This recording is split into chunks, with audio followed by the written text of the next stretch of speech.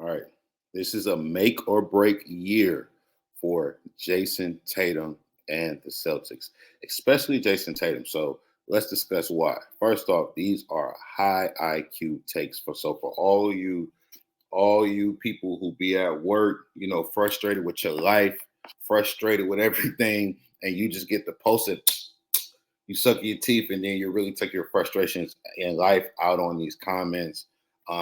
This is for you, but this is also for the people who like high IQ takes because I'm going to literally justify everything I'm saying with evidence, like for real. There's going to be some hot takes, but they're high IQ hot takes, right? So let's talk about it. Jayson Tatum is on the verge of becoming irrelevant if he doesn't win the 2024 NBA championship and the finals MVP, right? Let's talk about it. Let's talk about it because here's how long Jayson Tatum has been in the title picture since 2018. That's 6 years ago, right? After this season, it will be 7 years. Not just like that's how long he's been in the title contention picture, right? And Boston is one of the best sports markets in the world, right? One of the best sports markets in the world, one of the most passionate fan bases in the world, right? He's a young star who has had the best front office. Boston has been strategically stockpiling these picks for ages, it seems like, and they've chosen to build the team around Tatum, right? He has veterans who have championship pedigree. He has all stars, all NBA players on his team.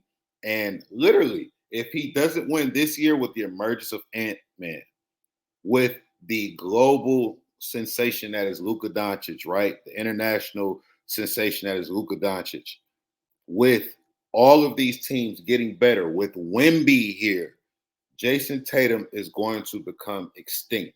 He has the best team, the best front office. He needs to get it done this year, or he's going to be extinct. And he's going to become more Kevin Durant than Kobe Bryant.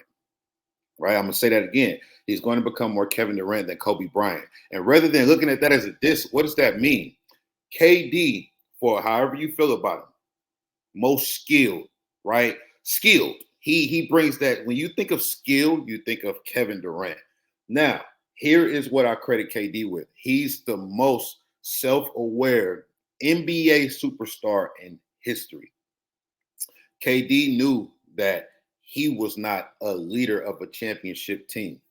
So he went somewhere where he could be the best player on a championship team. That's the difference.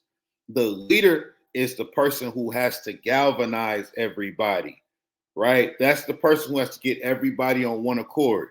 KD's personality is more so of, I'm nice. Look at me.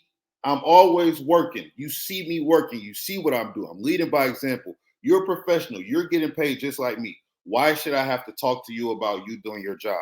Russ, why do I got to keep talking to you about your temperament, bro? Why do you keep going off? Why do you keep throwing the ball away?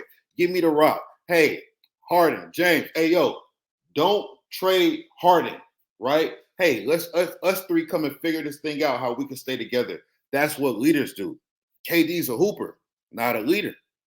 KD was so self-aware that he couldn't say it out loud. He just had to do it in front of your face, right?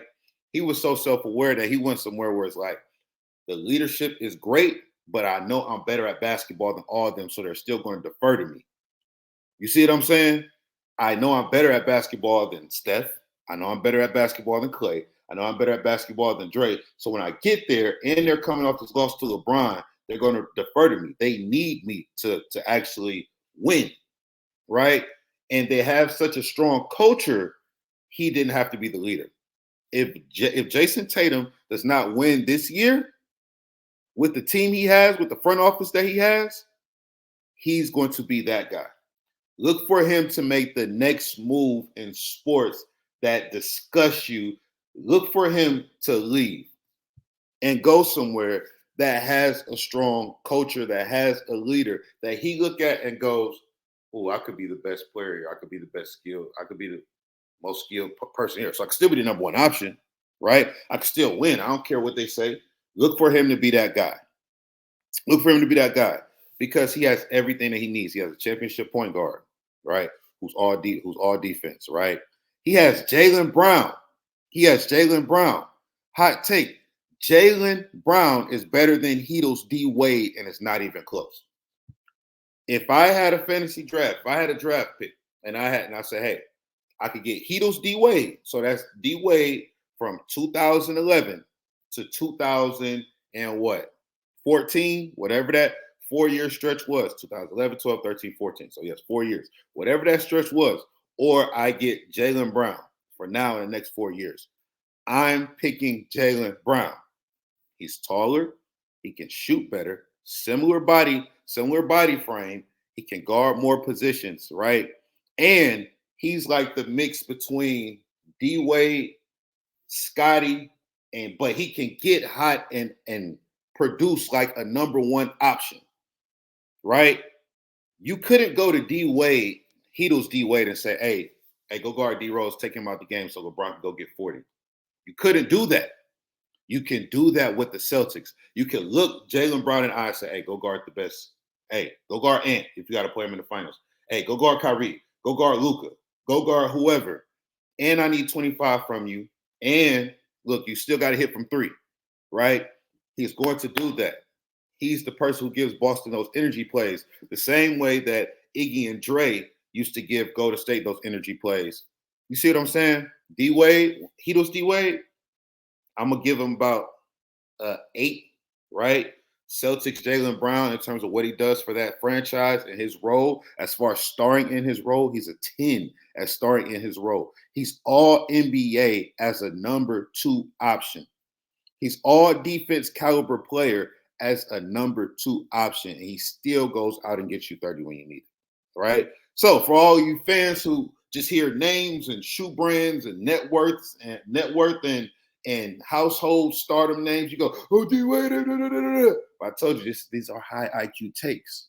These are high IQ takes. So it's not even a debate. When you get out of your emotions, you'll realize Jaylen Brown is better than Hedo's D Wade. And it's not even close. I don't want to hear it. If so, tell me what you think in the comments. All right.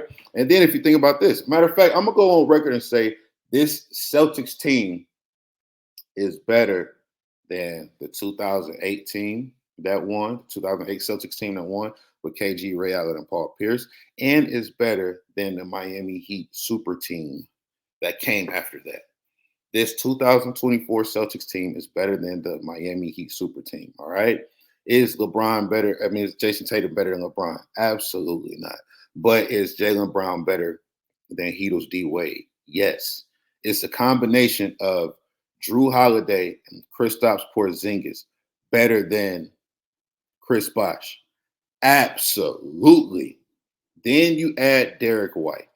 Then you add Peyton Pritchard. Then you add Sam Hauser. You have people who can star in their roles. Didn't even mention Al Horford. Is Al Horford better than Udonis Haslem? Yes. Is he better than Joel Anthony? Absolutely. Better than Birdman, Chris Birdman Anderson? Yes. Are you serious? Is Peyton Pritchard better than Mario Chalmers? Yes. Is Derek White better than Mario Chalmers? Yes. This is a better team. I get so annoyed with people who can't realize just because you have a bunch of big names doesn't mean that it makes the most basketball sense. This team has more size. Tatum 6'9", right? Jaylen Brown 6'6", right? Drew Holiday 6'3", 6'4", all defense, right? 200 plus, solid. Kristaps 7'3", and can stretch the floor. Mismatch nightmare. Then you got Horford at 6'10". Derek White. Are you serious? Right? This team is so much better than the Heatles. But they got to get it done this year. Or, look, Jayson Tatum, you're just going to be the new skilled guy. Where people are going to go, man, his bag. Man, his bag. Oh, the skill that it takes to do the skill. But when it comes time for championship talk, it's going to be, all right, man, whatever. We're not getting excited about that this year. The same way it was with KD and OKC until he went to Golden State, right? So, Jayson Tatum, either you're going to have to prove that you're the leader. Listen to what I'm saying, right? Tatum fans, Tatum, whoever, everybody. Are you the leader of a championship team, or are you the number one option on a championship team? There are few people who can be both, right? Everybody has their different styles, right? Look at Michael Jordan, very, very like demonstrative, very like tyrannical, right? By his own teammates' account, not mine. LeBron James early, more so galvanizing the troops. Had to tap into that.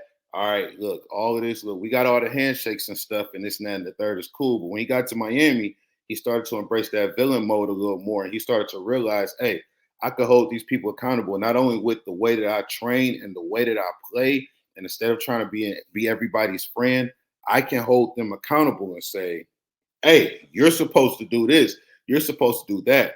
We started to see that on full display by the time he got back to Cleveland. That balance of holding you accountable, plus we got the handshakes, we're being friends, all this, that, and the third. You want to see me nice. You want to see me goofy. You want to see me playing around in here rather than feel like you're going to get traded if you're not doing your job. You see what I'm saying? So you're going to have to, look, Tatum, you're going to have to kind of embrace a little bit more of that villainous side. He just seems like a person who's so chill, right? Not really super duper fiery, not really super duper demonstrative. Neither is Drew. Jalen is like a super duper academic guy, you know what I'm saying? Super smart. But Tatum, so it's going to be up to you because there's nobody else you can hide behind. Are you the leader of a championship team? Or are you a what number one option on a team that can win a championship? Leadership is what we see Ant doing, right? And like I talked about in the beginning, I don't knock KD for not being a leader of OKC. You have such a big personality like Russ, it probably makes it harder to lead. I'm pretty sure it makes it harder to lead, but that's why you have to be a certain type of player. Look at how Ant is with Cat. Like Cat was got all these memes of him with these voices he be making and how he switches voice. And yeah, like guys, after that, look at how he talks around Cat. I mean, look at how he talks around Ant. Look at how Cat switches up when he's in a press conference with Ant. Look at how Ant will cut him off mid-sentence when he's talking that old stuff. Hey man, yeah, because I've been here for 9 years, man. F them 9 years. It's all about now. Yeah, man, because I was just playing defense on the Joker, and hey, stop fouling. Stop fouling. He gonna be all right. We gonna win if he don't foul. Look at how he talks to Jaden McDaniels. Hey, they got Kevin Durant. We got Jaden McDaniels. Who does the game ball go to? And it goes to Jaden McDaniels, right? And he's saying it in a demonstrative tone.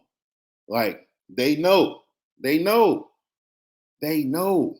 You know what I'm saying? And Tatum has all of the physical ability in the world to be the best player. You have the best team. And here's what young players need to see. You have to look, you got to grow psychologically as well. You have being a leader is a mental thing. You have to have a psychological approach and a work ethic. And I'm sure he has the work ethic part, but you have to have a psychological approach where you know how to motivate each one of your guys. You can't just show up as you are, right? And be like, well, I'm gonna do me regardless. I'm gonna do me. I did my thing, and look, I'm gonna talk to you, and you the same way. You have to know how to get through to your guys. That's what a leader does. Otherwise, just go be the big skilled player on a team that already has some type of culture, right? Go be on Minnesota and go average 27, 7, and 5 on Minnesota while Ant is the leader of the team. You know what I'm saying? Go somewhere, go somewhere else and do that, right? Go to whatever team you could think of, right? That has a leader. That's something that AD has had to realize as well. Oh, number one option, potential, but can you be the leader, right? That's something that he's coming to those crossroads with as well. All right.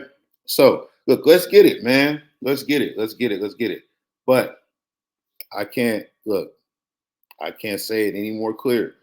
Tatum, you're on the clock, bro. You're on the clock. This should be your era. What would Kobe do? It should be your era. You should tell Ant, hey, you gotta wait. Luca, you gotta wait. Tyrese, I see what y'all doing in Indiana, but y'all gotta wait. Kyrie, I love you, OG. I appreciate you. I still ain't forget about all them whoopings that we took in Cleveland. It's time for that dog to come out if it's really you. If not, Ant go come in and take your cookies, bro. Ant go come in and take your cookies. He's taking that first team spot. Between you and Shea, I don't care what y'all do next year. Ant is taking that first team spot as long as he stays healthy, right?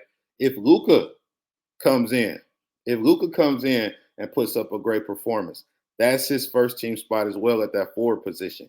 Giannis is coming back. There's the forward spots right there, right? Look, we ain't even get to the big power forwards yet, right? We haven't even got to the big power forwards yet. Wemby. Somebody got to give up a spot for Wemby. AD. Think like if PG balls, right? But once again, that's another one. It was a lot of intrigue in Indiana. Oh, the young guy, this, that, and the third. Can you be that guy to take us over the top? He ran into GOAT. He ran into GOAT James, right? And went to LA. You with Kawhi. Hey, can you be that guy who's the can't get it done, right? Big, tall, skilled. A lot of people call him their favorite player, their perfect archetype. Tatum, do you want to be in that category, right?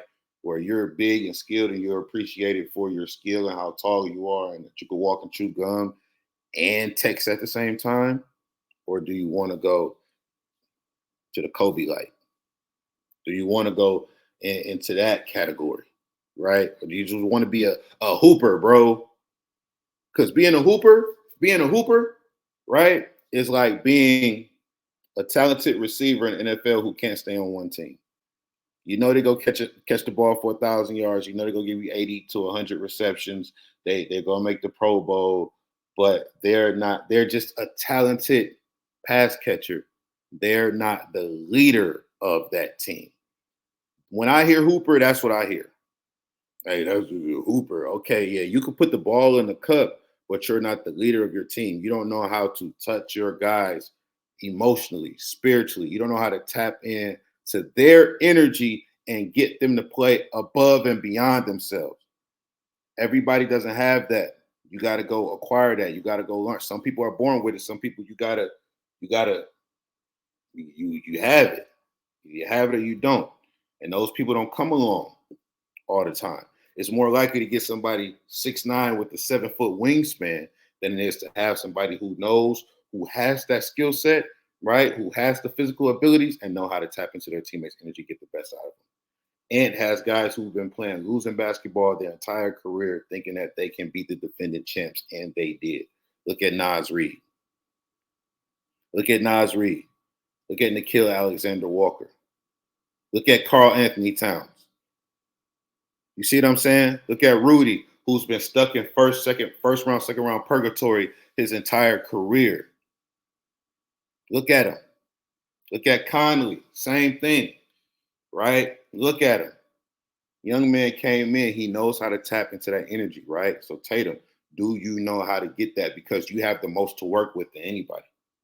You have the most to work with. You have more to work with than anybody. You have Brown, Jaylen Brown, who's a better option, a better number 2 option than D Wade was for the 2-time champion Miami Heatles, right?